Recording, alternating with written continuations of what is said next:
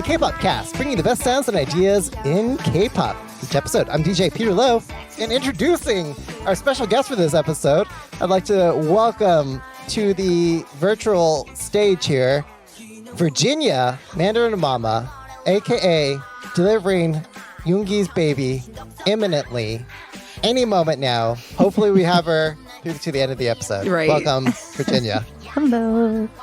And welcoming Teresa, the co-host of the new podcast, It's a K-Pop Thing. Welcome, Teresa. Happy to be here. And it wouldn't be the K-Pop Cast if it weren't for PD Nim. Yes, hello everybody. This is your PD Michaela, and in this episode, we'll introduce some hit replays, share what we're listening to in K-pop, and do a rapid-fire debak or not reacting to hot issues.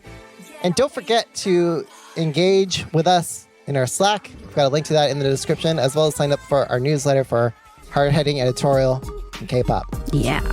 So with that, hit replays.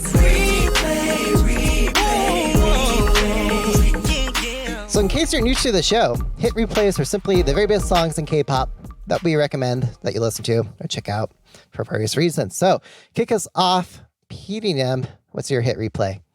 My hit replay this week is the fourth B-side from Monsta X's latest EP, Reason. It's called Lone Ranger. And to be honest, this is my hit replay because it made me answer the question, I'm a feminist until Monsta X rolls up and says they're going to roll me like a tsunami.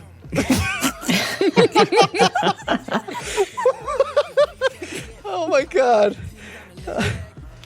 PDM, I didn't know what you're talking about because all I see in the outline here are cowboy happy face emoji, wave, horse, water droplets emoji, and bed emoji. And you saying it aloud was something else.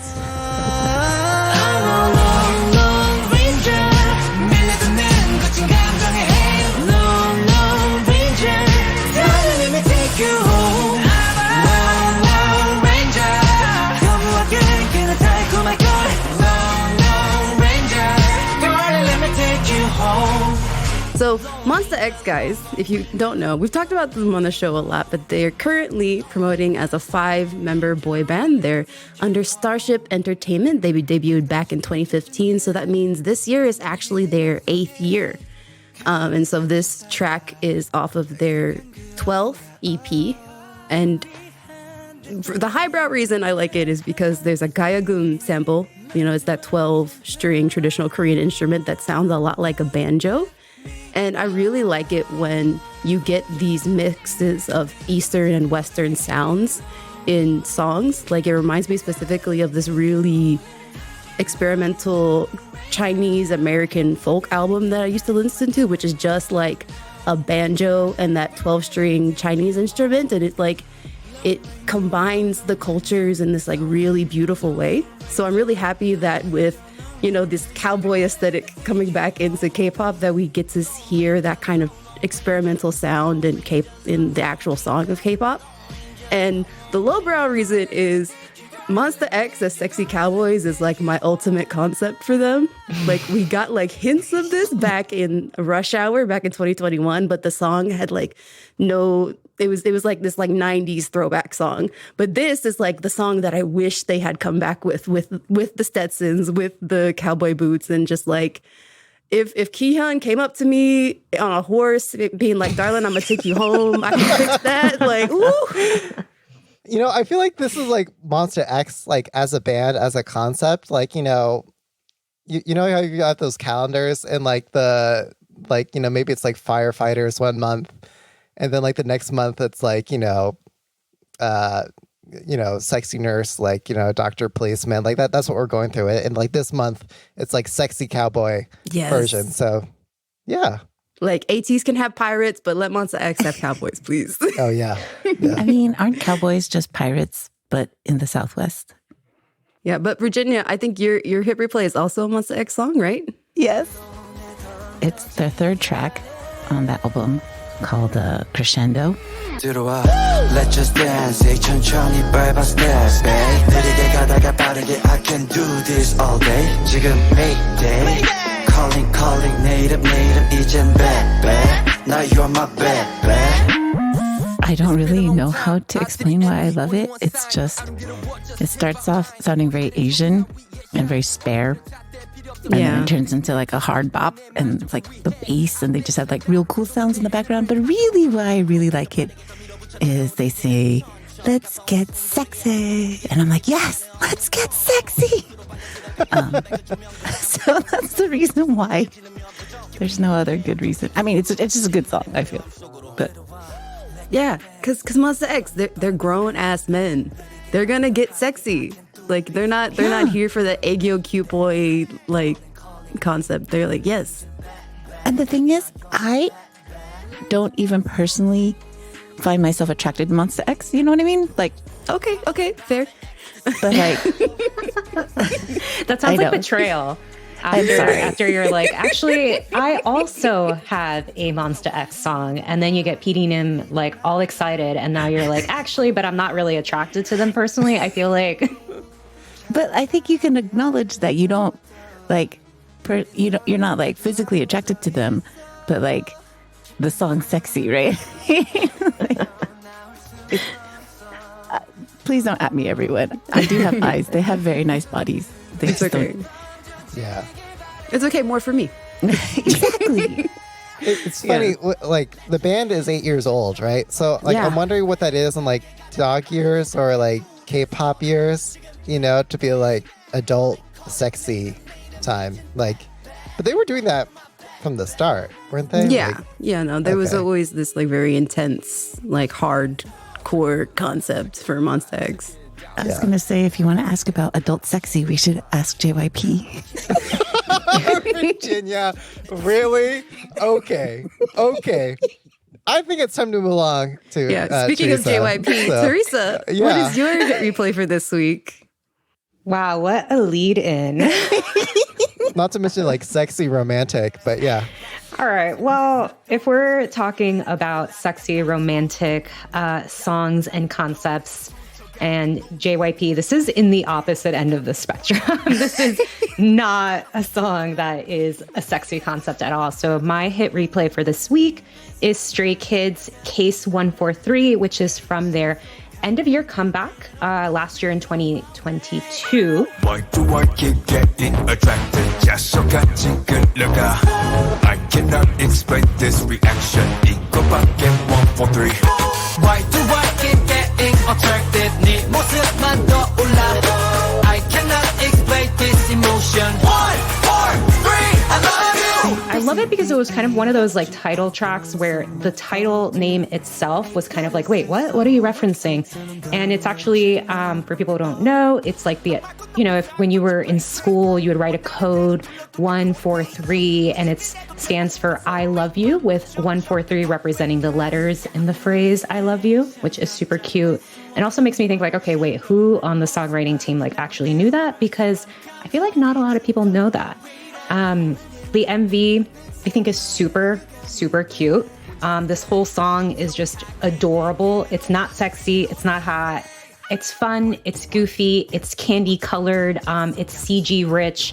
And the MV features the boys dressed as, if you haven't seen it, the MV features the boys dressed as like a police/detective unit. They're trying to solve a case where there's these tiny little like animated hearts that have caused a quote unquote crime by suddenly making Stray Kids feel all of the romantic, fuzzy, heartwarming feelings that come with like liking someone or falling in love. And this is such a departure from a lot of the other concepts that Stray Kids has had to date, you know, where they're usually known for their like hard-hitting songs where, you know, they're like just like really going 150 in their choreo and their rap verses, et cetera, et cetera. So yeah, here's, I guess, the chorus for the song. And obviously, look, if you don't know who Stray Kids is, they're probably JYP's like most popular boy band at the moment. They have 8 current members: Changbin, Hyunjin, Han, Felix, Seungmin, and IN. Their former member Woojin left the group for like personal reasons. We're not going to get into that. But right now, they're super popular. They debuted via JYP's favorite way to debut a group, the survival reality TV show format. To date, Stray Kids has released 8 mini albums, including their pre-debut mixtape. And overall, they're known for like their high energy hip hop infused songs, which, you know, is credit to Bangchan, Changbin, and Han for, you know, all of their involvement in the compositions for the group. But yeah, that's Stray Kids. That's Stray Kids, guys. Already, yeah. You know, I definitely agree with you about this being like an interesting, like a fresh concept for them. This idea of just being like, hey, I love you. Like, I want to be your boyfriend.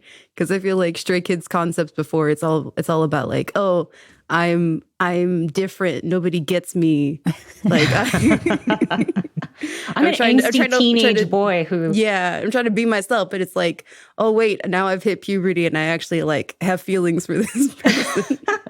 And it's like, these feelings are so foreign. I have to investigate them and figure out what's going on here because I'm not used to feeling warm and fuzzy. Right. Yeah. No, I think it's an adorable song. I think it's also the reason why it's a hit replay on for me is not only is it a departure, but I think it's just lighthearted. I think it's nice to see a group kind of go from, you know, something that's hard hitting to something a little bit more playful. And I think that even though this comeback wasn't necessarily their most popular one, I think it's nice to see them kind of explore new territory and really lean into the goofy side of the group, which is really, I think, like what all stays and fans of the group like really love. And also, I think just like the choreo for this song is like ready-made for the dance challenges, which I know people like love, hate, but this one actually seems like, oh, that's actually like a really interesting hand movement. So I love like seeing like Yeonjun from TXT trying to like figure out the hand choreo and then like other idols trying to be like, wait, how do you actually do this? So that was really nice. So I feel like it's one of those songs that when there's those random dance play events, like at KCON or something like that, like this is one of those songs that comes on. The first few seconds, you know which song it is, and then people are excited to do the choreography. So to me, that makes it a great K-pop song.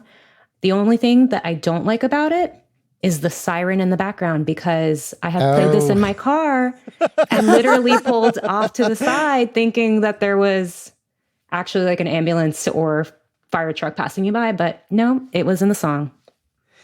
Don't you hate it when that happens in K-pop songs? Like, or there's like honking in a song, or I'm like, guys, I actually have a driver's license and a car. Think of me and think of the public safety here. No, but even when you're not driving, you're in your house and you're like, oh, is everything okay? Yeah. I mean, I wish it's one of those things where I'm like, guys, just leave it for the MV and that's enough. Yeah. You know, but songs need noises. Well, noises that, you know, you're not going to mistake in real life. But this is actually a song that we've talked about quite a bit with the listeners on Slack. You know, interestingly, we actually haven't until now had an opportunity to really talk about it deeply, even though it made it into the list of most innovative songs of the year for year-end episode. I really like how self-aware it is. Like it's, you know, you're building this consciousness of like, what is this thing, this like love monster that maybe I'm becoming. And like that self-awareness extends all the way to like the YouTube like video frame that it's like filmed in. So at one point, I think it's in the bridge, they show the YouTube like, you know, viewer controls and they like break out of it. So it's pretty meta, I guess, in that sense.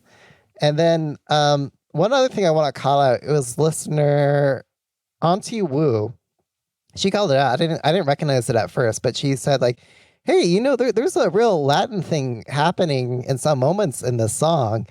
And what we discovered is that it actually has a Montuno chord progression. Right. So it's a really, you know, interesting, like, you know, Stray Kids so known for their like EDM bangers most of the time. Incorporating this like Latin chord progression just gives us like this really like, you know, color, flair, flavor that, you know, you just want to, you know, pair, but it goes together so well. I love that. Okay, well, we'll move on to my hit replay. I was going to be like, speaking of flavor, but... Yeah, okay, yeah. Yeah. So my hit replay is the reggaeton Bad Bitch single from last year. It's Oh my BB's God. Vengeance.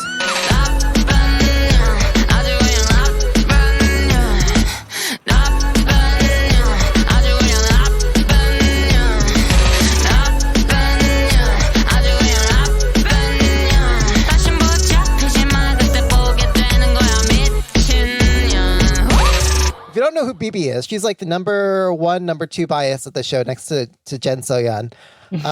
So she is a South Korean singer-songwriter, and she's signed with Feel Good Music after Yoon Ray discovered her on SoundCloud. And she goes by the name Naked BB on SoundCloud, in the name meaning baby, sounding like BB when it's pronounced very quickly, and that newborn babies don't wear any clothes and have a natural appearance that isn't affected by anything.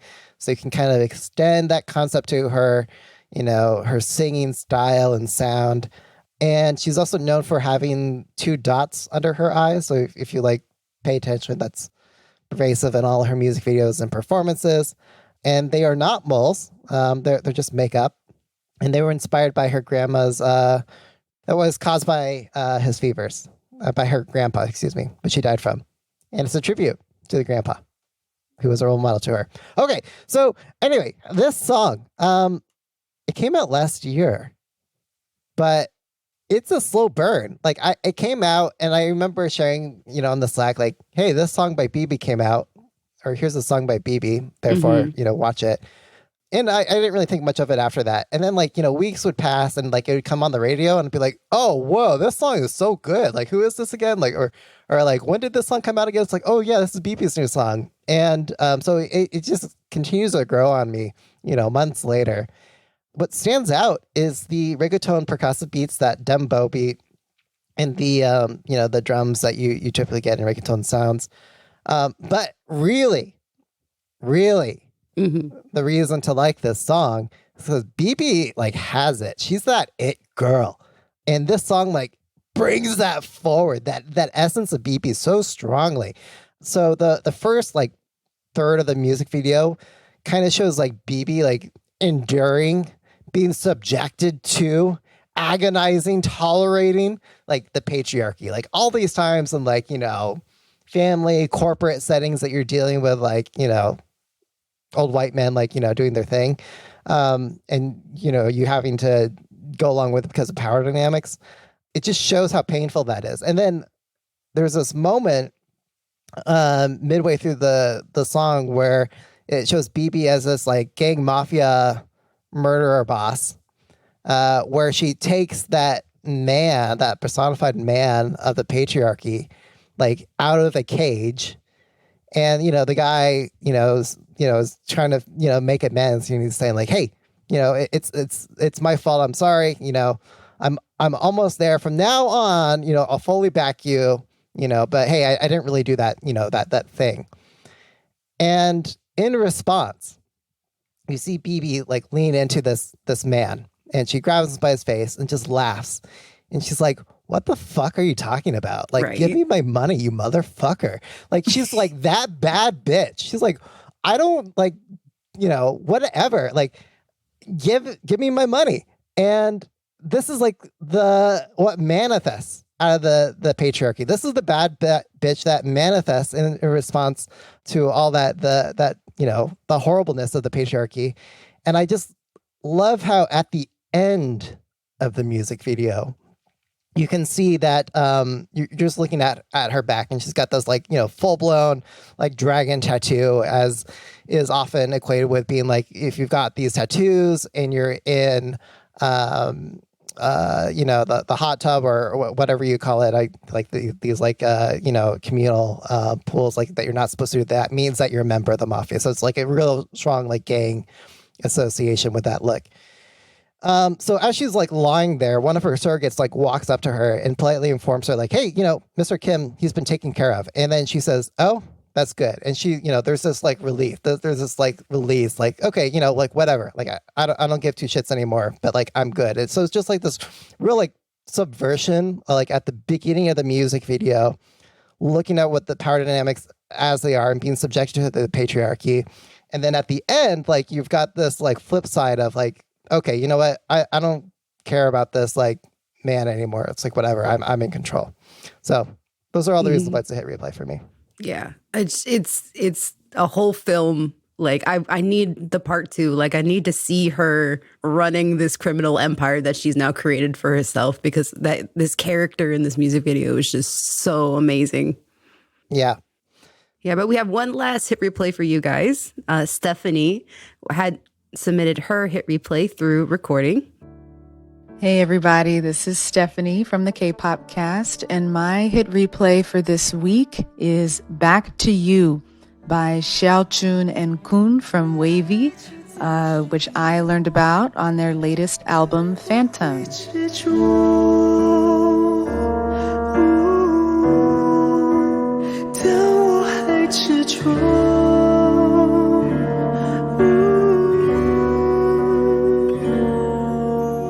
So this song had me hooked right from the first few notes. There's soft horns that just really grabbed my attention because we don't really hear that instrument used or highlighted in K-pop or Asian pop nowadays in general, or really anywhere. It reminded me, number one, of like classic Hong Kong ballad singers that I used to listen to a lot, like Jackie Chung and Andy Lau. I was like, oh yeah, we're getting back to the good stuff.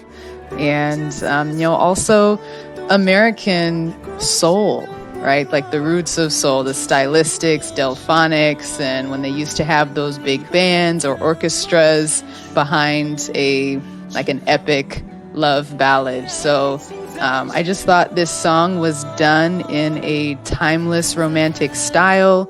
The producers and composers were not trying to do too much with it. They just had a really solid melody in a song, and the two artists, Xiaojun and Kun, executed the vocals perfectly with smoothness and power and emotion. So I know I'm about a year late to discovering this gem, but it is now in my rotation, and hopefully I'm the first to let somebody else in the world know about it. And now it's time for Hallyu Thing. So just something that's happening in the Hallyu world that we wanted to talk about. So Michaela, kick us off. Yeah, no, my Hallyu Thing is this performance that VIX just did as a special stage. They just had a comeback recently, but instead of performing their song, they did a compilation of like 3 of their more popular songs. They performed Shangri-La, Chained Up, and Voodoo Doll.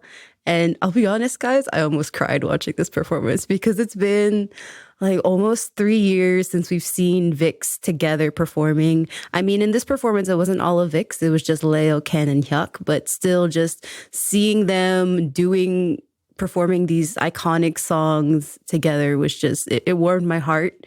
It also made me a little worried because it was only the 3 of them promoting for this comeback. So I'm really worried that this sad comeback song that they had, We're Gonna Be All Right, is actually like a harbinger of a disbandment song. So hopefully not, but watching this performance is giving me hope. Yeah, they've been around for a long time. Yeah. Like how many years has it now? They debuted in 2012. So almost 11 years now. Oh, that's ancient in K-pop years. Yeah. Okay. I'll move on to my thing.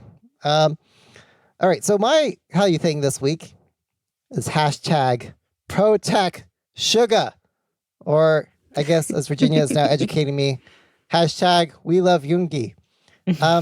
So this kind of starts from a spicy place. In an interview between Suga and Taeyang, A Big Bang, Suga says, and I quote, "It wouldn't be an exaggeration to say that Big Bang practically made BTS." And so to quote someone on the internet, So did they like? Who is this person? Who I don't. I'm just trying not to get this person in trouble with the sevens. Is all I'm saying. No, this is me. So okay, so it was Michaela. I basically said, so did Big Bang like pave the way for BTS? It's starting fights on the internet. In the morning too. This is like 8 a.m. I know. I saw Stephanie's reply to you and I was like, what happened? Wait, what did Stephanie say?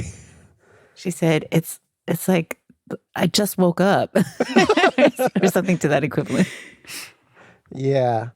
Well, anyway, I guess like where this, maybe the controversy stems from, I mean, I really want to hear your take on this, Virginia, but like fandom gives so much to their idols. Like they are mobilizing, working their idols up the charts and opening doors and getting them onto the radio and doing all these things.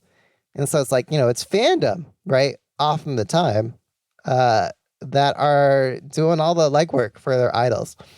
And so for someone to say, yeah, but this other artist paved the way, it's got to feel very invalidating to fans, right? Like, at least that's my theory.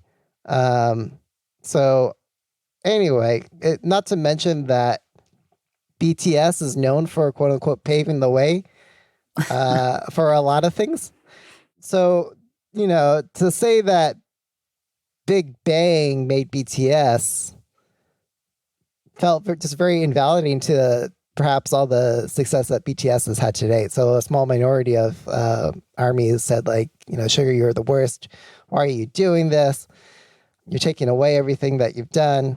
And then so in response to that, you have hashtag protect Suga, all the armies and non-armies saying like, no, like Suga's having a perfectly adult conversation here. And then you've got these two titans, veterans of K-pop having mutual admiration for each other. And he's so sweet during this whole interview. You can see how excited and nervous he is to be talking to Taeyong. Like he's sharing all of these stories of like, we studied your performances. We sang Bang Bang Bang in the noraebang like 100 times. Like you guys don't know how much your music has inspired and impacted us. Yeah, and I feel like there's multiple issues or like multiple things to like unpack, right? One is that just because fans or historians or whatever interpret events a certain way, that does not mean that is the way the actual people involved interpret the events, right? Mm-hmm. And then two, like, if I was interviewing Suga, I would be an incoherent, sobbing, thirsty mess. So, like, right? Like, let this shy boy, fanboy all over Taeyong, okay? Don't take this away from him. Let him be very cute so that I can watch it. And then, like, a lot of people, Peter, you were saying how, like, people would feel betrayed. And the reason why a good portion of ARMY did feel betrayed is because in May of 2015, the Big Bang fandom, like VIPs, were very upset that BTS got their first #1 and they beat Big Bang. And so in like album sales or something. And then so there was this huge thing. They accused BTS of like sajegi. I'm sure I'm saying it wrong. But basically of like chart manipulation, that Hybe or Big Hit then bought all these albums, and that's the only way that they could have beaten Big Bang. And it's understandable because like, hey, here's this tiny band from a tiny company. They weren't super popular in Korea, but people didn't take into effect that international fans came in and bought a lot of albums. And so VIPs were really mad. And then I think somehow Shiny fans got involved, and then XOLs got involved.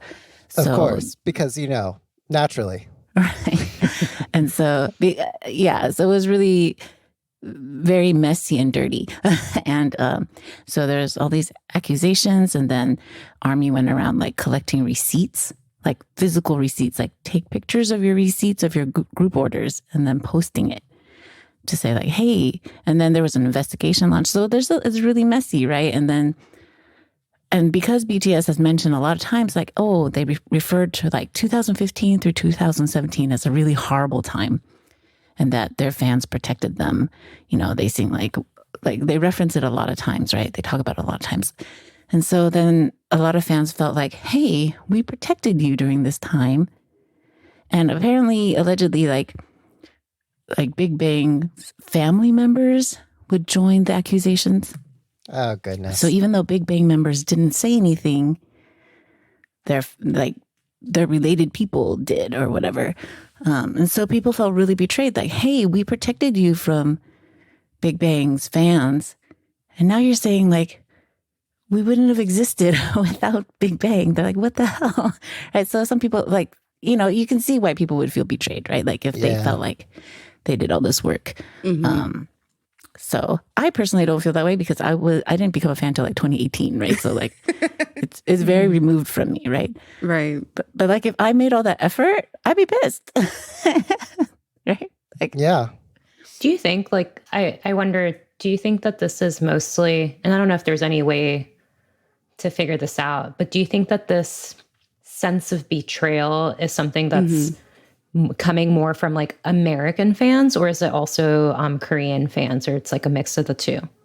Oh, I don't know. And the reason I ask is just because in English, like the idea of like so-and-so paved the way, like that phrase to me, I think is triggering for anyone in any kind of fandom, not just K-pop, because the implicit rationale there is your group wouldn't succeed or would not even exist, you know, if it weren't for so-and-so. Yeah. And I think that that's where it kind of like really rubs certain people, you know, in different fandoms the wrong way, like saying like so-and-so paved the way, because it's belittling your group, right? It's saying like, you wouldn't even exist if it weren't for so-and-so, you know?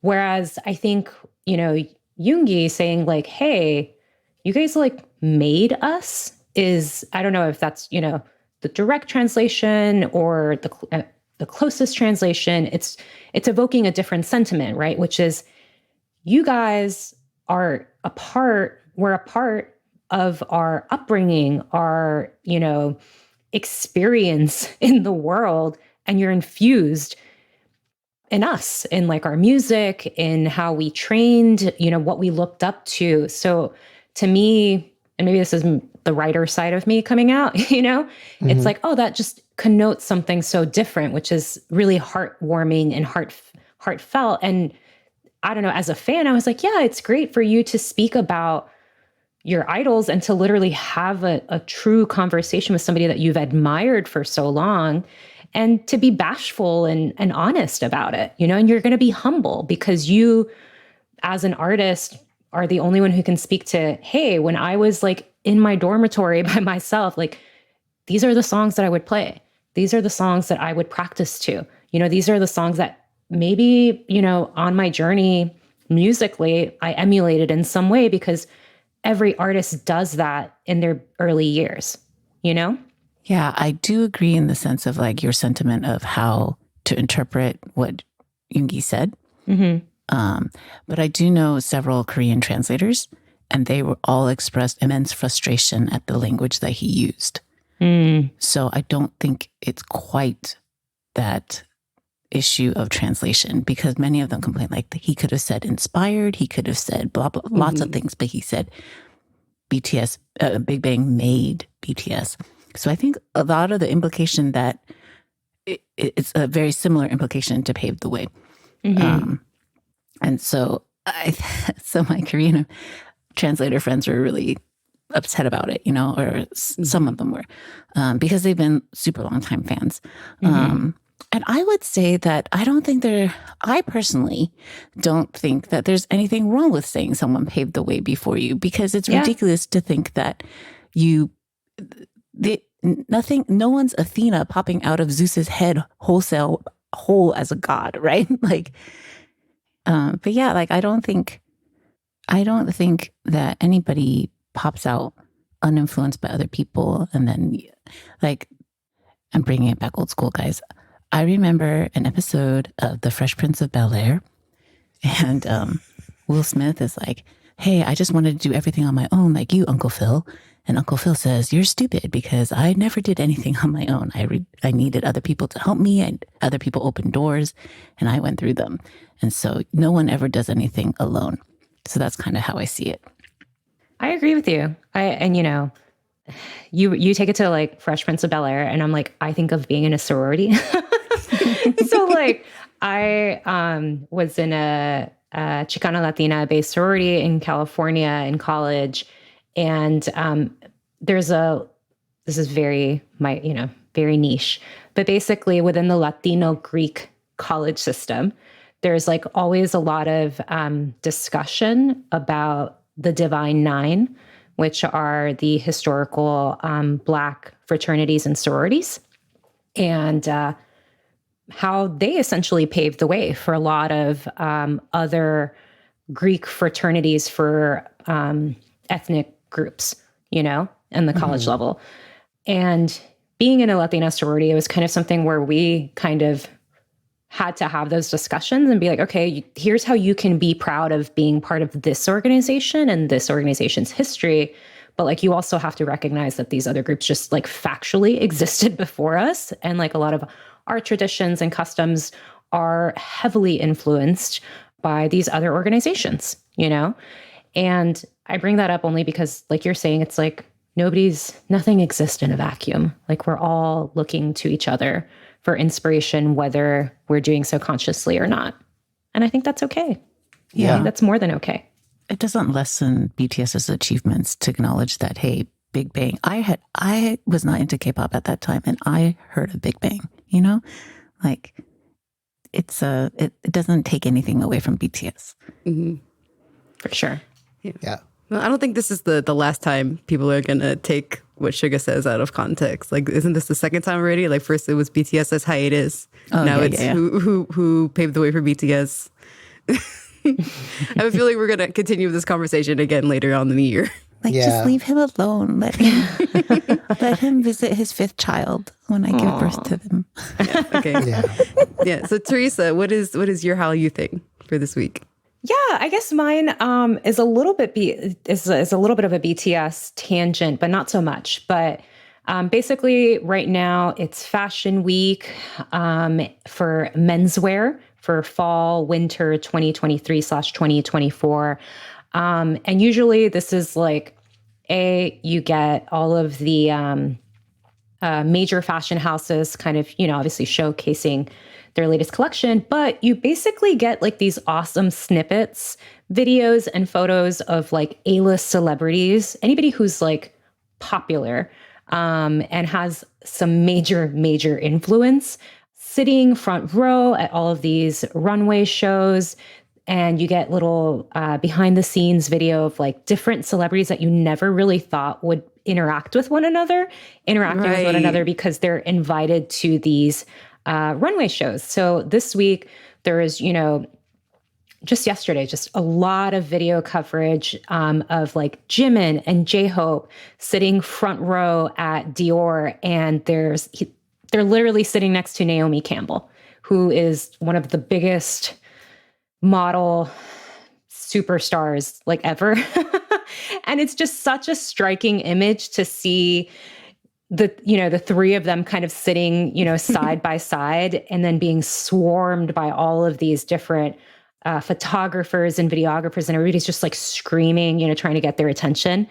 And it's just really funny right now to see all of these legacy news outlets like the New York Times, like the Washington Post, really including and noticing K-pop stars and how much of an impact they're having right now in fashion, in luxury fashion. And for context, or just a little bit of quick background, in my early days as a journalist, I used to cover style. I wasn't exclusively covering runway shows, but I have been to them before. For people who've never been or who don't really follow fashion in that way, the runway show itself goes by so quickly. Like, two K-pop songs and like you're out. Like it's done. Wow. You know, it's like it's so quick. It's just a few minutes long. Like 10 maybe. So maybe 3 K-pop songs. I don't know. Really, all of the action happens before and after. So it's who's showing up, who's there, who are we waiting for? And then like, it's also one of the reasons why runway shows themselves are like notorious for starting like 40 minutes late after they're scheduled to start, up to an hour, because literally you have all of these A-list celebrities interacting with one another and everybody wants to get the right photo, the right clip, et cetera, you know, and you're not going to tell Naomi Campbell like, hey, we're starting the show. Can you sit down? Like, that's not going to happen, you know? And then everything that happens after. So this isn't like entirely new. We have seen a lot of other K-pop idols in recent years become brand ambassadors for luxury houses. Right. Most notably, you have like in Blackpink, you know, Jisoo with, I think it's Dior, Rosé, YSL, and Jenny, Chanel, you know, so you have like, you already kind of, it's not new territory for K-pop idols to become brand ambassadors, you know, for luxury brands. But I think the fact that they're now so, like that K-pop is such a phenomenon globally, and the fact that they're sitting front row and then garnering this much crazy attention, I think is like, it's an interesting time because it really signals a shift, I think, in like marketing strategy for these fashion houses. And also I think for other news outlets that are finally like looking at K-pop and saying like, oh, this is so-and-so is a K-pop artist. We have to capture a photo of them, you know? Right. Versus like before you might have Korean outlets, you know, really vying for a photo of Kai at Gucci, you know? Now it's like, oh no, so-and-so is Korean. They're an idol. Everybody's fighting to get that shot, you know? And just, you know, the videos of like Jimin and J-Hope at Dior, it's just like hundreds of fans waiting outside the runway show just to catch a glimpse of them. And I think that's just, I don't know, it's an interesting time right now in fashion / K-pop.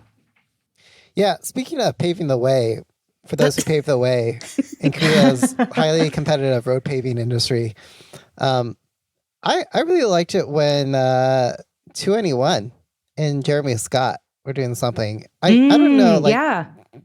Teresa, like, do you feel like there's a difference in the marketing strategy from that era versus this era? Because when I think of like Jeremy Scott and 2NE1, I think there was a certain like magical appeal in that K-pop was out there. It was this like different, colorful thing compared with what maybe you're used to seeing with old guard and fashion. Yes. So I think I'm so glad you brought that up. Yes. I think that was an era where it was like K-pop was seen as just like, oh my God, this is like, I don't want to use the term like avant-garde, but it was kind of like, ooh, like if you're in the know, you know? And now like we're talking Dior, we're talking Louis Vuitton, we're talking YSL, we're talking Gucci, like we're talking Prada and Hypen at Prada. Like these Wait. Just contextualize that, Teresa, for our listeners. So what contrast are you trying to make here? So with these the contrast is that these are luxury fashion houses that are part of the, let's say, the creme de la creme of couture. Oh, so okay. these are houses that have couture. Not every fashion designer does couture. So couture, I think there's only like less than like 20 in the world right now that still do couture. I feel like I need to fact check that, but it's not very many. So to contextualize it, basically not every fashion designer does couture. One, because it's painstaking. It's extremely expensive. Everything is, by sheer definition of the term, couture, it's custom. Meaning that, you know, your dress, like no one else will have it. Or if they do, it's only going to be made to order, basically, and to fit your body type. And what this means is that the houses that are still able to make this have decades, if not more than like a century, usually more than a century, though not necessarily, of like experienced tailors and artisans who train under the guise of other trained artisans and designers and so on and so forth to learn how to make these. That's why, these dresses. So that's why, you only really see that kind of high luxury fashion on something like, the Oscars, where you see like the red carpet in the US, where it's like, oh my God, like we get to see our favorite celebrities dress like princes and princesses, or like royalty essentially, because these are fashion houses that are catering to the uber wealthy people.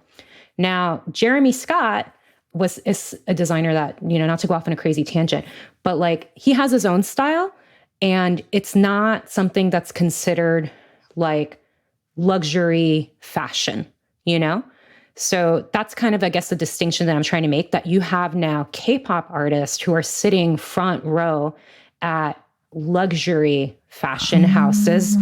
So they are now the creme de la creme, and the signals a shift in the type of influence and buying power that the European fashion market believes they command. Got it. So it's very different from like them wearing streetwear. Absolutely. Absolutely. 1,000%. Like, yes. Virginia, do not insult us with No. And streetwear is great. I know, it's I'm different. Joking. It's I'm joking, totally different. Yeah. Like, there's a reason also why, like, bringing it back to like Blackpink, there's a reason why, the houses that them being brand ambassadors for the respective houses that they represent now is such a big deal, because, these are houses where, you're not Dior, I don't know how else to say this. It's a big deal. I think it's an interesting shift, and it's not to knock down streetwear or any other fashion house that another K-pop idol might represent. It's just that, this is really, really interesting, because this is an industry that is very, very small. I mean, it's huge. I'm sorry, it's huge, but it's very, very targeted. Yeah. Because not everybody obviously can afford luxury fashion. But I think it's interesting, and that it signals a shift where, hey, these fashion houses, instead of looking only just where the power is coming from, like rather than trying to get in, it's like instead of the idols trying to get in, it's more the other way around. Yeah. And I think it's like these fashion houses it's a signal. It's part of a broader shift at looking at East Asia and luxury consumers in that region. Oh, yeah, for sure. As being the go-to market for a lot of these designers. So it's not just K-pop idols. You're also seeing a lot of K-drama actors at these shows now. That's part of a broader shift at looking at East Asia and the one percenters. I also read that they're going after like K-pop and K-drama men because they wear bags and purses, and like a lot of jewelry. So it like opens up a wider range of things that they can represent for the brand, versus like Western men don't, they don't do that. Right. I think that I have not read, but I think that makes absolute sense. Like, I'm not surprised to hear that at all, because I think it's definitely a cultural difference, It's, in the United States, it's not cool, It's like, I always think of the Friends episode that included Joey, where he gets like a bag and everybody's like, he's like, it's a bag. And they're like, that's a purse. He's like, no, it's not. It's just like, and they just have this entire episode where they're going back and forth about this, what's essentially like a bag, a purse that he's carrying. Okay, well, we should move along here. So, Virginia, you've got probably the biggest item on here. So why don't you take us away on yours? I will try to TLDR it as much as possible. So basically, Jackson Wang. Jackson Wang, guys. Jackson Wang. The way I'm so sad I did not get tickets, but anyway. Oh my God. Jackson Wang's in the news because of this viral rant that he Yeah, because gave. this is a rant. Yes, it's a rant. I think it went on like 17 minutes or something. I don't know. Oh my goodness. At his London show. And basically he says, the Western media is racist against China and like says a bunch of stuff. And then I'm not sure if his concert goers quite understood what was going on. So they all clapped for everything. He was like half a bottle of Henny deep. And then... that probably did not help. So for background, Jackson Wang is a member of K-pop band GOT7. He's a solo artist and entrepreneur. He's from Hong Kong and Shanghai, China. He always says, "Hi, I'm Jackson Wang from China." And he's basically the hardest working person I've ever... Oh, yeah. Just this man does not stop. He must be so tired. And so a lot of fans are very upset about his support for China. For China's many human rights violations and then the suppression of the Hong Kong independence. So yeah, a lot of people have been very upset about it. And then on the flip side, a lot of Chinese nationals or Chinese netizens have been very proud of him. And they're like, and it's sort of like backhanded compliments. Wow, we didn't realize someone raised in HK could be so pro-China. So that tells you a lot. It's like, maybe you should not support him this way. So there's a huge controversy about it, and there's sort of a backlash among Jackson fans and other people. And so personally, I think Jackson has never made it unclear that he's Jackson Wang from China. Right. And because he says that all the time. Well, also, whenever he was with GOT7, half the year he was in GOT7, and the other half was all in mainland China, where he totally. was more popular, more well-known and clout, notoriety, probably commercial success. Yes. And then he was on variety shows, a bunch, he's a judge on a ton of shows, and he's super famous. I think he started a band, right? Or some crew, Pan the Pack. They went on tour. He does all these things in China. Yeah. So a lot of fans or people who are upset about this have responded by being anti-Asian, anti-Chinese, and very racist. Xenophobia, basically, right? Right, it's xenophobia. And so I think there's things that people need to separate, right? One, Jackson Wang is from China. I think it's unreasonable to expect a Chinese citizen whose family lives there, whose livelihood makes all his money there, or a ton of money there. And unless people have forgotten, China is a communist nation and not very kind to people who are famous and in the public eye and say bad things about China. Yeah. Exactly. So, if Jack Ma, one of the richest and most powerful Chinese businessmen, oh my gosh, disappeared for months and then just reappeared. What could they do to a pop star and his family? Well, this has been done with pop stars, right? Li Bingbing and who else? A lot of others. Who was the? I can't remember. There's just so many examples. Right. So one, we have to remember that and ask yourself, if you were in that situation, what you would do. I'll tell you what I would do. I would say, you know what, China's great. Yeah. Right? What are you going to do when you have family?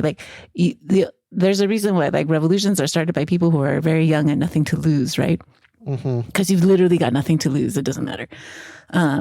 So I think it's ridiculous to expect a pop star. First of all, it's ridiculous to expect your pop stars from different countries and different cultures to have the same frame of reference and as you do, comfortable in the West. And you know what I mean? It's kind of... Yeah. There's just a lot of prior assumptions made. Right. About, yeah. And to be honest, this is something I've been kind of anticipating what happened with Jackson for a while now. Once he went solo, and especially when he started doing a lot of more Western promotions, knowing that when he introduces himself, he is Jackson Wang from China first and foremost every time. How his star growing in not only in America but also just in general in the West, how far he could go essentially with, you know, that red star on his chest the whole time. Right. And then also, it's so hypocritical. Like, where's the outrage against Western artists and celebrities? Like, the US and Europe are rife with human rights violations. Like, where's the demand for like Western celebrities to justify their love for their country? Right? Like, no one's going to like, I don't actually know any Western celebrities anymore because all I do is watch BTS. But like, whatever. No one's going to like Angelina Jolie and going, what do you think about, okay, maybe Angelina Jolie. I was about to say, actually, maybe Angelina Jolie is not the best example like, because she's a UN spokesperson. Right. Bad example. We should cut this so Virginia doesn't look as stupid.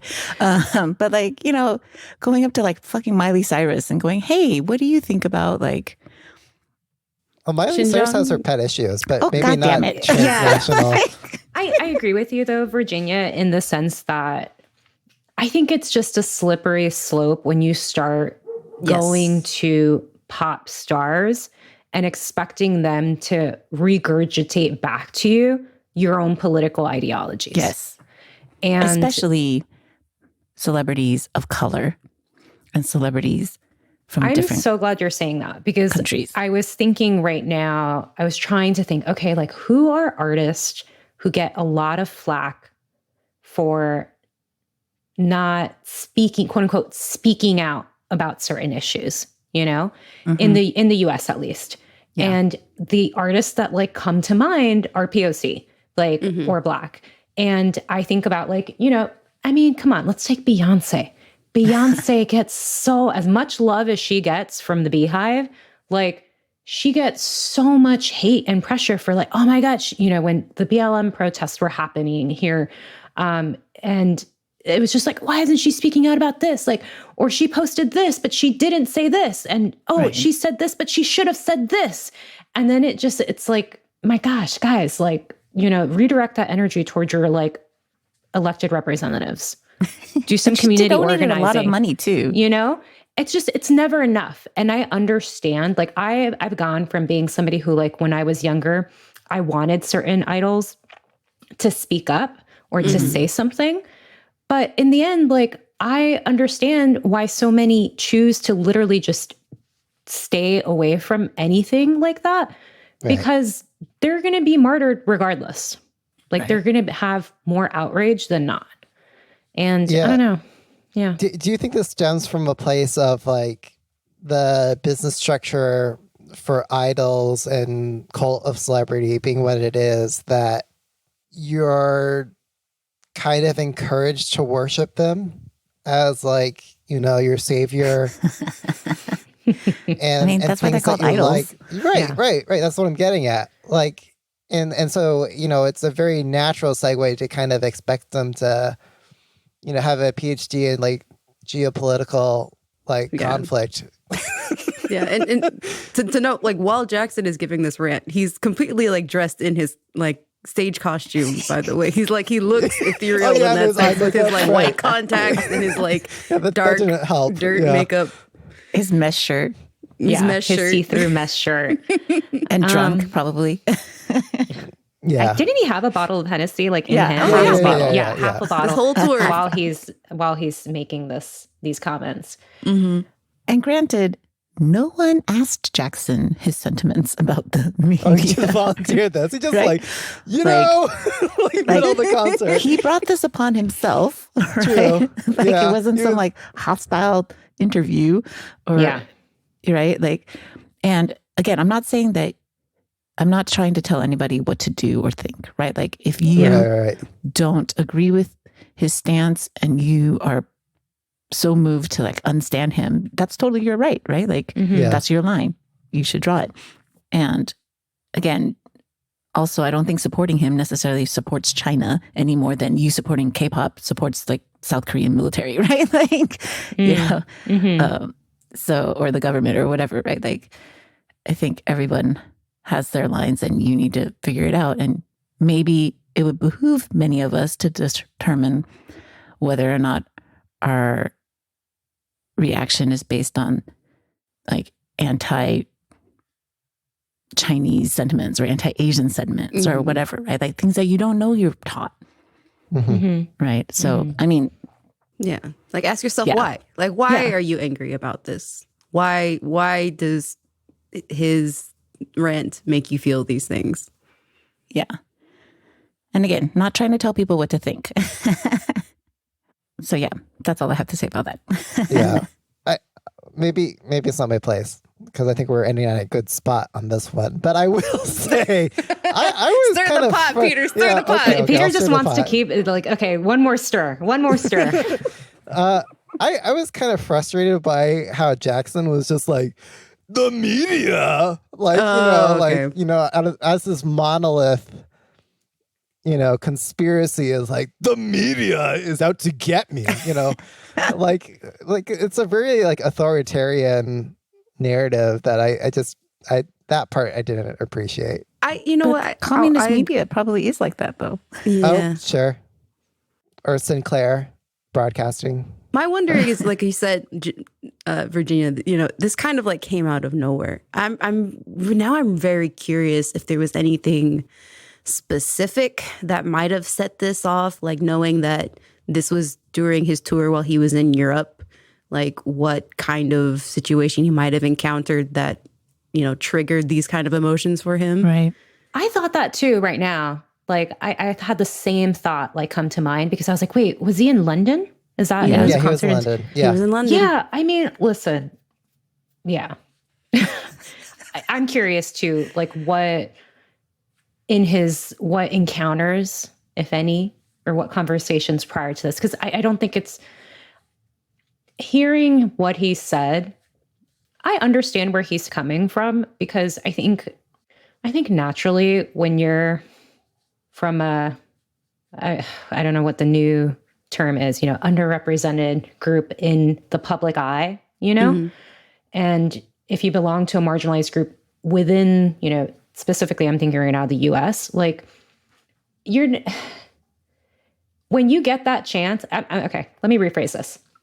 So I'm first generation Mexican American, and I feel like when I'm in certain spaces and there is an opportunity, something in the discussion naturally gravitates toward like the US relationship with Mexico, for instance, very specific.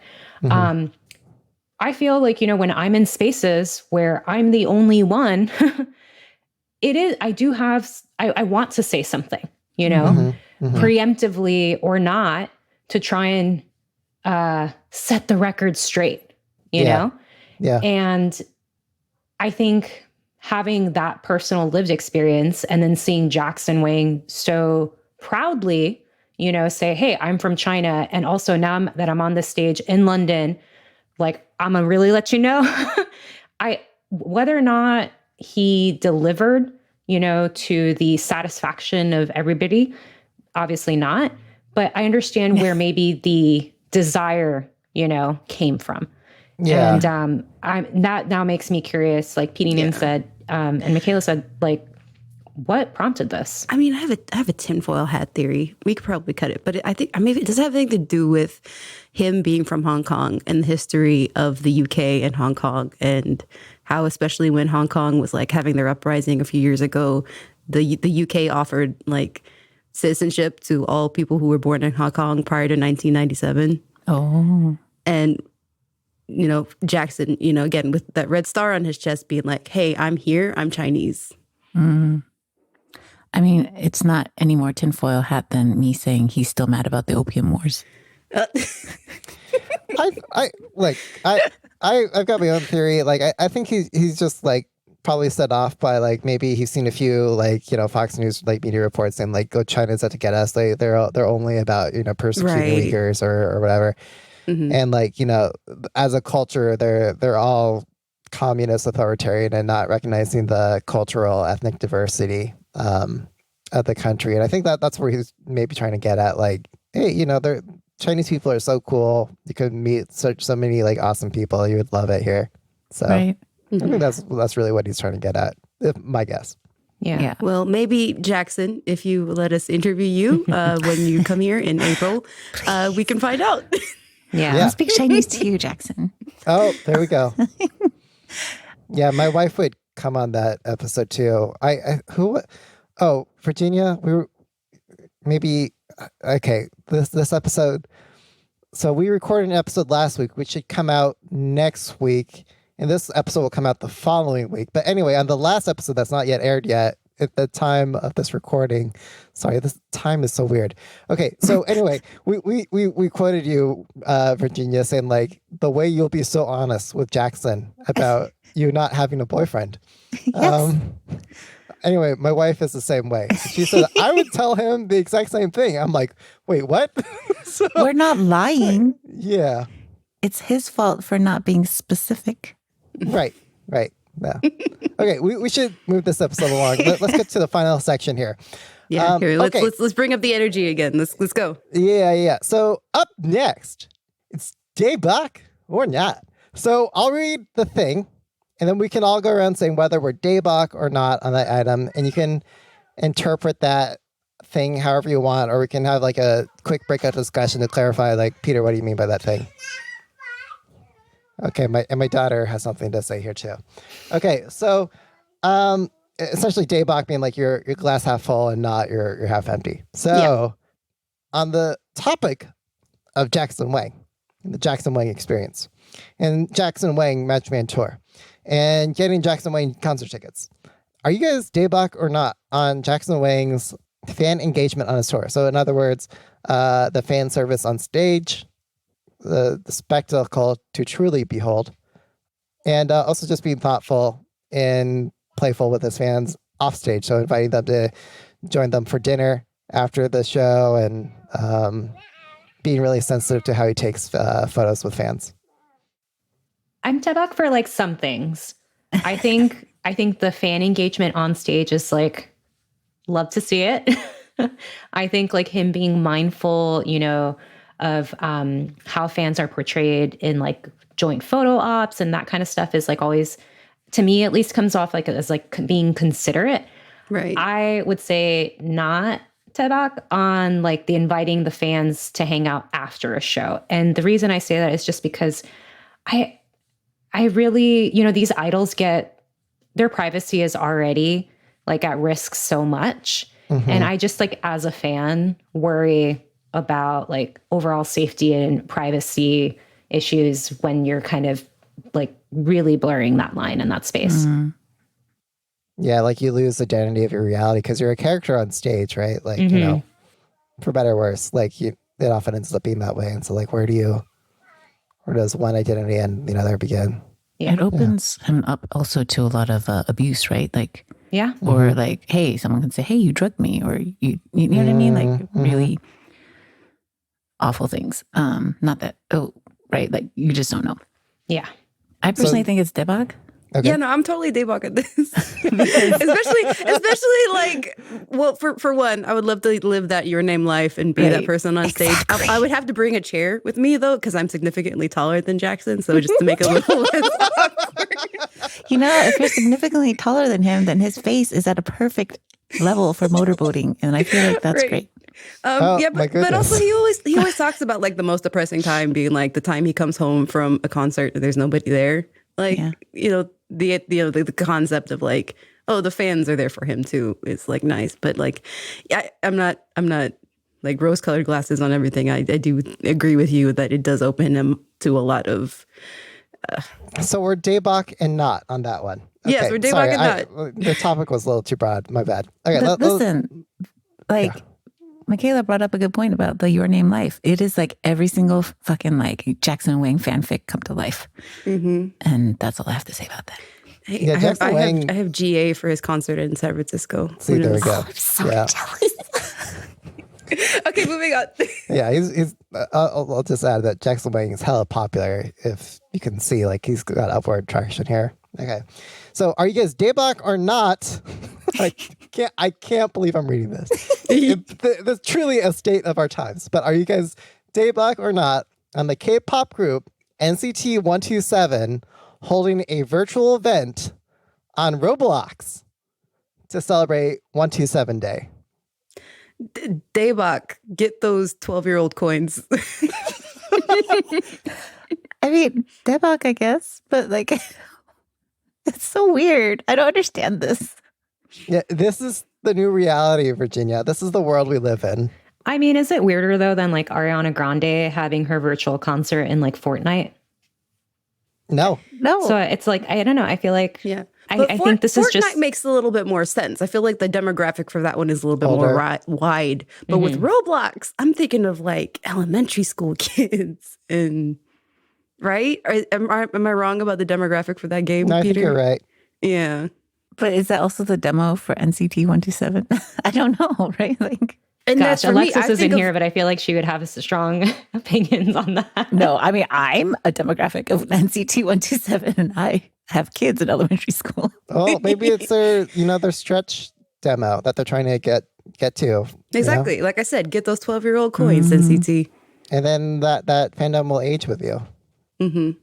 Yeah. Okay, next. Wait. Oh, Teresa, are you Daebak or not on that? I think it's fine. Yeah, So, Daebak. okay. Sure. All right. Are you guys Daebak or not on Taeyong in his song Vibe featuring Not. Jimin of VP? Okay. Okay. So All right bad. then.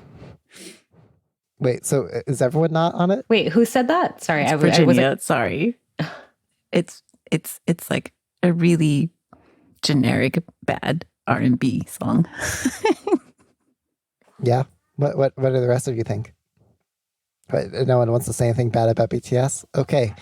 well, no, I was waiting for Teresa because I've already said on the last episode this was a not for me. Okay. I mean, the live version is great, Yes. but the song itself is still a not. Although say- it gets stuck in my head all the time. Yeah, I think it gets stuck in my head. And I'm like a Jimin bias, so it's also okay. going to get stuck in my head because of that. I'll say Tebak on the live version and having more Okay, idols that on was the next NPR question. That Tiny was the- Desk. Oh, it's actually not Tiny Oh. Desk. I just call it that because it's in the same vibe. So the next item on the list here was if you were not on Vibe, the music video, are you Daebak or not on the live version of Vibe? And Daebak. I am Daebak. day to the bach on that. I think It's we so are good. all are. It is profoundly a different song. Thank God. Like honestly, this is what they should have led with. Their Yes. voices come through so much better. Yes. And they comfort zone for both of their voices. So it is day to the Bachness. It's so good. Which makes the original so much more disappointing. Yep. Yeah. Okay. Are you guys Daebak or not on YG introducing fan etiquette or their campaign to introduce fan etiquette? So they're introducing rules like, hey, please refrain from unauthorized visits to artists' personal spaces, such as their dorm and unofficial schedule sites. Or please refrain from acts such as stalking or obtaining contact details of the artist's family and friends, and constantly contacting them through calls and texts. Oh my God. I'm going to say Tebak to the actual fan etiquette rundown. I'm going to say not Tebak on the fact that we need a fan etiquette campaign in the first place. Yes. Agreed. Mikhail? I agree. So, okay. So Daebak on having the rules, not that we have to have them. Yeah. Okay. I'm kind of Daebak on maybe both accounts. I think I want to say you got to draw a line. And I think, honestly, all the other wait, labels. no, I mean it in like that. The fact that things are so bad that YG has to like. No, outline it. yeah. No, I get Okay, you. gotcha. Yeah. No, yeah. It is, and you're saying it is indeed unfortunate that we've gotten to this point where it has to be spelled out. Yes. But look, you look at all the other labels; they're all too scaredy cats, in my opinion. Oh, Hype doesn't have that problem. Really? Yeah. No. Yes. No way. Yeah. No, you're not Hive, serious, Hive's are had you? that thing for a long time. They sue people. Oh, you mean like? But in general, they don't really draw a distinction from crazy stalkers to like people like saying shit on the internet. Okay. In other words, they aggressively persecute. Yeah. I mean, yeah. if you're talking about SM, then yes, SM has no problem with Writing that line. stalkers. They're like, please Well, continue. Anyway, I guess I just want to say there needs to be like more of like industry wide union standard setting on this. Like, I think there needs to be more of a proactive effort. And yeah, you can say it's unfortunate that it got to this place where YG had to set some ground rules, but I think the industry as a whole needs to come together and do this. So I'm Daybak on it. Okay. Are you Daybak or not on Girls on Top, the beat? Stamp on it. Daybak. Okay. Oh, sorry. Were you Yeah. done? No. Oh, that's it. Daybak. That's- Daybak. I haven't heard it yet, so I don't know. Okay. Teresa? Not Tebak. Okay. Yeah, I'm not on it as well. It is so forgettable. Yeah.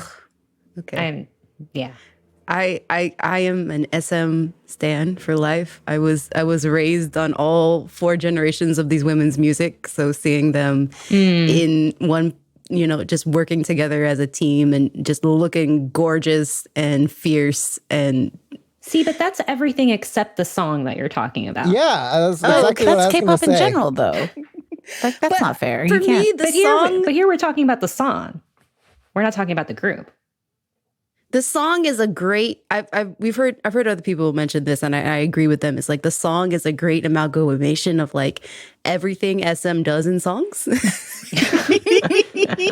is a We're great gonna lead put into it the next one, together, right? whether we need it or not. Yeah. Okay. Yeah. I am also very not on Girls on Top because, like, oh my God, like, I love these girls. I also grew up with them, Michaela, but like, this is disappointing to have them presented and used in this way.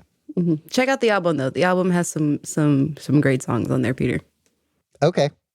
All right. So as Teresa was getting at, the next item on here, are you guys Daybak or not on Chat GPT and generative AI in K-pop? Daybak because it's hilarious most of the time. Yeah. So what do you mean by that?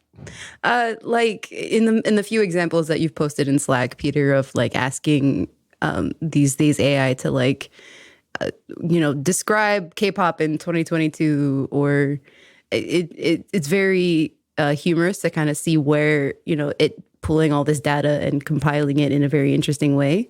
Yeah. What do the rest of you all think? I think as a creative and a writer, I don't particularly like the idea of generative AI and chat GPT, but as a person who's just amused, it's cool, I'm going to second that. Yeah. I like it for composing JYP romance novels. Like you could do like really fun mashups and stuff like that. But this is all built on the backs of like existing public data. So it means we're probably going to get less original stuff if that's all you're drawing from. But who's to say that K-pop isn't already scotast? Oh my God, I cannot pronounce it. But like permutations of like parroting data, and is that not what the K-pop industry is already? So I think at its most cynical, you're probably right, but it's also very creative, right? Like K-pop's extremely creative, and I feel like generative AI can only regurgitate. Yep. So they probably could have written Vibe.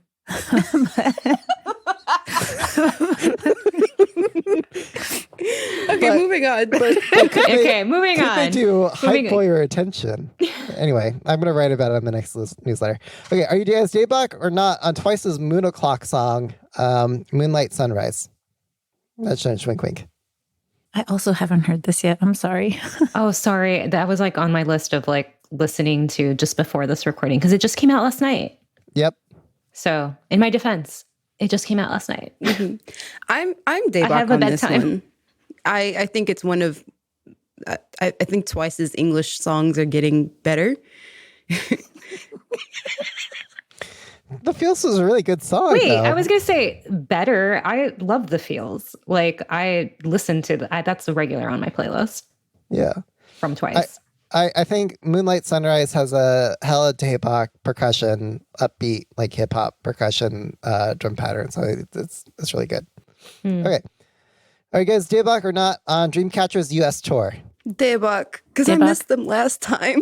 Yeah, Daebak. There were so many tours last year. I had to cut out a few people, and they were touring at the same time as TXT too. So I know. Oh, you had to choose TXT. There are some sorry. TXT Dreamcaster fans that might have been crossed on this one. Yeah. Teresa, are you Daebak on that one? Yes. Okay. Yeah. Mm-hmm. Yeah. I'm Daebak so long as they're not with the same promoter touring company who put them at the world's worst venues and like this borderline Luna level of like artist casualties and like Really? fans being overpacked into venues and stuff. Yeah, the Midway sucks. Okay. Next item. Are you guys Daebak? Oh, this might be a last item. I think it is. Yeah, wrapping it up for this okay. section. Are you guys Daebak or not to JYP's response to Yeji asking, hey, what can we do to stay more on top on the charts? And JYP saying, those who can dance and sing live survive. So I guess that's more of a profound thing. It's hard to be Daebak or not. But are you asking us whether we think Yeji's question is Daebak or I guess JYP's answer? more JYP's answer, yeah. I think it's Daebak. Yeah. I think what JYP is implying here is that there's not a lot of people who can do the dancing and singing at the exact same time. Wait, Peter, can we like read the quote itself? Yeah. Okay. So Yeji asked, they're kind of eating dinner or lunch or something together. And she's like, lunch with JYP Oppa. And she asked JYP, hey, because of the times today when our song is good, we go up. But when it is not that good, we go down right away. This seems to happen really fast. So I'm really torn between what distinct characteristics we should keep and develop to maintain the position together. And so JYP, in his Sunbae wisdom, replied, there aren't many idols who can hold a mic and sing and dance at the same time. That's who will survive. Those who can dance and sing live survive. It's hard to say all members of groups are skillful enough to become solo artists, but that's true for you guys. So I hope you all prepare yourselves. I think like what JYP is getting at is that the public is hypercritical of idols that they feel can't do that. Yes. So twice is an example. You of know, that. like, Ooh. Okay, well, yeah, I think I think he's hinting at that. Like, hey, if you can do this, you're going to be able to defend yourself against a public that is going to be ready and willing to tear you down. If you go on any of the music shows or any of the variety shows for that matter, and like, you can't do this live, you know? Yeah. So are you Daebak or not on the words here? I think for longevity, yeah. I think, yeah, Daebak. Virginia? Michaela? Oh, I think it's Daebak. But as for longevity, I mean, look at Britney Spears. She's still around, so. Yeah. Yeah. I guess I'm Daebak on it as well. I think, honestly, if I'm perhaps overrating into this, but I think he's kind of implying beyond ITZY, like your careers as like performers, entertainers after JYP, like at Sunbae. And that's where I'm kind of not on this one, just because with the whole idol package, like not all idols are just singer-songwriter performers. Some are models, some are actors, some go into many other venues of entertainment. So for me, as being an idol, I don't think it is. Yes, singing and dancing is an essential part of your job. But for survival, I think there are many other opportunities afforded to people in the industry. Oh, I think I interpreted the quote differently. So yeah, that's just from my interpretation. That's why I'm a not on this one. So I agree with you. Like, I think like there are different career paths for idols, and a lot of them you see them go into acting or other careers. I think like JYP very specifically here though is talking about like being able to chart as an artist, because that's Yeji's question. Mm-hmm. Yeah. How do we maintain our position? Like if our song is charting well, then like, okay, cool. But then sometimes it's not. So like, how do we stay on top of the charts is like what I interpreted the question to be. And he also adds context, right? Skillful enough to become solo artists. Mm-hmm. Yes. What's that quote from Blade Runner? The candle that burns twice as bright. What falls burns uses up twice as quickly. It's like, there's something in here like, how long do you want your career arc to be? Do you want to be on top, number 1 for a fleeting moment? Mm-hmm. Or do you want to be like, number 20 on the list every now and then over a few years? And with that, so no, really, we gotta wrap up this episode. Yeah, no, we're hella long. Okay, so lastly, hey, let's plug your thing. So you're on the show to promote something. You got a book to sell, whatever. So what's your thing? Where can people follow you? But let's go with you, Virginia, first. Oh, okay. You can follow me on Twitter or Instagram at the Mandarin Mama, and you can, I guess, sign up. Is it sign up? Notification? Whatever. I have a YouTube channel called Mandarin Mama. Subscribe. Yes, clearly. Hit the bell. Click the notification bell. Like, comments. And Stan, my 5th child, coming soon. Are you gonna write like I did this for my kids. I wrote like a K-pop press release, like With the debut of... like, CXL makes, grand debut of like a leader, solo matinee, rapper, dancer, visual. Maybe I should do a reaction video to my child being born. Oh, Gee. okay, no comment. Teresa. Yeah. So as Peter mentioned at the top of the show, I'm the co-host of It's a K-Pop Thing. It's a new podcast co-hosted by myself and Alexis, who's, I know, definitely been on the K-Pop cast. We just had our first episode released this week. Yay! And Finally. we're really excited. I know, finally. It's been a long time coming, but basically it's a podcast where we talk about all the things that make K-pop distinctly K-pop. And you can follow us on Instagram and Twitter at IKPTpod. Yeah, I really enjoyed listening to the first episode. It was really good. Yeah. Like, honest to God, like I listened to it and I was like, damn, I wish I had time to do something like that. Right. Like just the way you like researched and structured and like had like multiple interviews and you like kind of brought, it was like real Radio compiled Lab different style. audios and Yeah, things it was like really good. Oh, Wish we thank could you. do that. Okay, PD, no. It's like I feel like I'm like patting your back and we're kind of like walking off into the sunset. But Anyway, I'm sorry, no, Teresa, anything else? No, I was just going to say, like, thank you for saying that.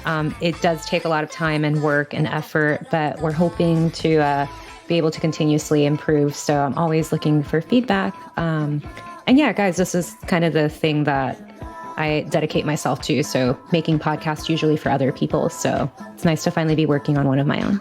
yeah, being the Welcome talent on the show. to the K-pop podcast community. Yeah. Okay.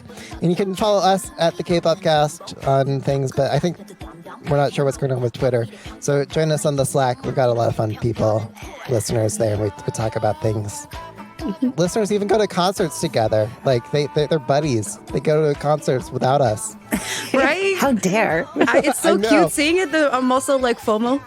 But it's also funny. It's like you'll see them like, oh yeah, we both went to this concert together. We were like row 4, and then someone else will be like, oh, I was behind you guys, or stuff like that. Yeah. It's like I didn't get an invite. I work across the street from the venue. Okay, guys. No. Whatever. Okay. All right. Thanks again, everyone. Tune in for the next episode. Bye. Bye. Now I grow